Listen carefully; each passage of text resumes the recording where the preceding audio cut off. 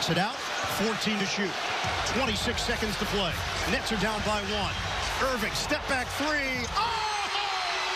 Kyrie Irving buries it! Uncle Drew is probably the most awesome character ever made for a commercial. If you've never seen the old Kyrie Irving Uncle Drew Pepsi commercials, I highly encourage you to watch them. You won't be disappointed. But since the days of Uncle Drew, Irving's portrayal in the media has definitely been controversial, and that's putting it lightly. Regardless of how you feel about Irving's take that the world is flat, or his failure to show up for basketball games after the White House riots, you have to admit that the Irving brand is one of the most popular ones in the entire NBA. Negative publicity is still good publicity, and Irving continues to be relevant in the media even when he's not playing. But is Kyrie Irving more of a brand or one of the game's all-time great point guards? To answer that question, the numbers may surprise you. At first glance, Irving's resume seems more like an exceptional offensive talent who struggles on the defensive end. He has an NBA championship ring, but you have to remember that LeBron James was his teammate in Cleveland. Irving could very well win another championship in Brooklyn, but until he does, some of the fans, and even the Professional Basketball Writers Association critics, might consider Irving just a Robin to the incredible Batman of LBJ. That being said, when I think of the most exceptionally gifted point guards, my list is small. Once you get past the likes of Magic Johnson, Penny Hardaway, Oscar Robertson, and even Russell Westbrook, the next class of athletic point guards is tiny. In fact, if I personally had to pick one point guard to drive into the lane and give me the old-fashioned and one, I would definitely pick Irving over Chris Paul and Damian Lillard. But are Irving's NBA statistics Hall of Fame worthy? To answer that thought-provoking topic, I did some in-depth research on basketballreference.com. To be honest here, I'm a big analytics guy when evaluating players. I don't like to compare players in a calculator, but it's cool to see how efficient and valuable each player is according to next-level stats. And to be honest, the analytics usually tell you why Kobe Bryant, Michael Jordan, and Bill Russell have so many championship rings. Anyway, let's say win shares are the best way to evaluate how many wins a player contributes to his team's success. There are also statistics like box plus minus and player efficiency rating, which I'll get into later, but let's get back to win shares. Guess where Uncle Drew ranks among the first 250 eligible players for win shares? He's not even in the top 250. Now you might be asking, okay, but he's still playing. Surely Chris Paul and Dame time can't be on this list, right? Well, you'd be wrong. CP3 is already 13th all-time in win shares, Stephen Curry is in 78th place, and Lillard is in 131st place. The fact that Irving isn't on this list also relates to other factors. For example, Irving didn't need to contribute a lot on the defensive end during his tenure in Cleveland because he had LeBron James, Tristan Thompson, and a man Shumpert to help him on the defensive rotations. Also, when Irving played in Boston, it wasn't his job to be the defensive leader on the court because he had Marcus Smart to do his dirty work for him. Also, win shares don't necessarily tell the fans how efficient each player is on a game-to-game basis. When you look at all-time player efficiency rating, Irving is currently at a respectable 32nd place all-time, but still Chris Paul and Stephen Curry are presently ahead of him in PER. This just tells me that Irving isn't as phenomenal of a passer and doesn't create offense nearly as well as Curry and Paul. Curry is of course the greatest jump shooter we've ever seen, with CP3 quite possibly being the most consistent distributor of the basketball, and of course don't forget about Dame time. Irving, meanwhile, is simply fantastic at creating his own shot, but you have to give credit where credit is due. Carmelo Anthony was notorious for stifling defenses with his fabulous isolation game, but Melo is only 84th all-time in player efficiency rating. Irving has 32nd place honors. Finally, let's look at box plus minus. You probably know the basic concept of plus minus, but here's a brief refresher on the stat. Let's say you're on the court and your team scored 16 points and only gave up 2. This means your plus minus, aka the scoring differential, is plus 14.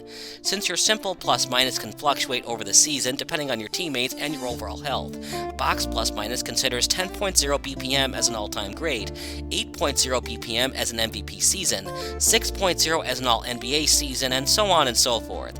This just means that 10.0 BPM equates to 10 points per 100 possessions better than the average player. The best NBA player of all time in terms of BPM is Michael Jordan at 9.22. Kyrie Irving is currently in 29th place at 4.57, but still, Irving has a long way to go if he wants to be in consideration of a top 5 all-time point guard. Chef Steph is currently in 11th place in BPM, and Paul is presently in 4th place. What do all these analytical numbers mean? Well, in a nutshell, Irving needs to be around talented players. The win share stat proves that Irving doesn't necessarily create wins for a team by himself. His tumultuous run in Boston also proves that point. But is Irving a selfish player? Well, he's definitely an enigma. I still don't understand why he couldn't just show up to work after the White House riots, and honestly, he should have played during the NBA bubble. But then again, it's easy for me to say that when I don't have the entire fan base of the Brooklyn Nets on my shoulders. As long as Irving comes back to work, puts on his freaking mask, it can help lead Brooklyn deep into the playoffs, and all is forgiven as far as I'm concerned. I kind of get why Irving didn't want to test his off-injured shoulder during the NBA bubble last season, and he didn't even have Kevin Durant last season as a teammate. So with all of what I've previously explained to you, is Irving a Hall of Famer? My opinion is yes, but it all depends on when he retires. Remember, Irving has suffered his fair shares of major injuries over the years, and I sometimes wonder if he even wants to play basketball into his mid-30s. He's set financially for the rest of his life, and he ends up winning a ring soon with James Harden and Kevin Durant on his team. I just don't know if he feels like he has anything else to prove. Shoulder and knee problems are no laughing matter, so there's a good chance that Irving could retire at age 30 or 31. This is obviously not going to happen, but let's say Irving retired during the 2021 offseason. This just means that Irving would be eligible for the class of 2025. I obviously don't know who will be competing against in 2025, but if the Nets won the NBA championship this season, or at least advanced to the NBA Finals, it would be hard to not consider Irving as a Hall of Famer. This would be his fourth appearance in the NBA Finals as a starting backcourt player, and I'm sorry, but every NBA Finals team has a great supporting cast. You can't hate on Irving playing alongside LeBron, KD, James Harden, and Kevin Love all you want. But it's not as though MJ23 didn't have any significant teammates. Scottie Pippen, anyone? The other question to answer is, does Irving's scoring numbers fit the mold of a basketball player that should be remembered forever? Irving is definitely an elite scorer when it comes to NBA history. He's currently 31st all-time in points per game, which is better than such NBA legends as Charles Barkley, Hakeem the Dream, and Dwayne Wade. In the playoffs, Irving is 34th place in PPG. How about the analytics for his postseason statistics? He's 34th in player efficiency rating, 84th in true shooting percentage, 102nd in offensive win shares, and 57th in offensive rating. We could go on and on here with his great and not so great statistical background. What really matters is considering if Kyrie Irving should be remembered forever in NBA lore.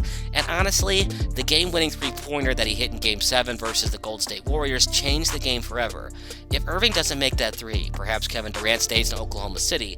SB Nation did a great job of recapping the extremely media-grabbing 2015-16 NBA season and its long-term repercussions for the players. If you haven't yet watched the SB Nation Kyrie Irving Rewinder video, I suggest that you watch it. The fact of the matter is Irving's three-pointer means so much to NBA fans, especially the very loyal Cleveland Cavalier fan base. And when you look at his stats, it's not as if Kyrie is undeserving of a spot in Springfield, Mass. That being said, his defensive numbers are pretty darn awful.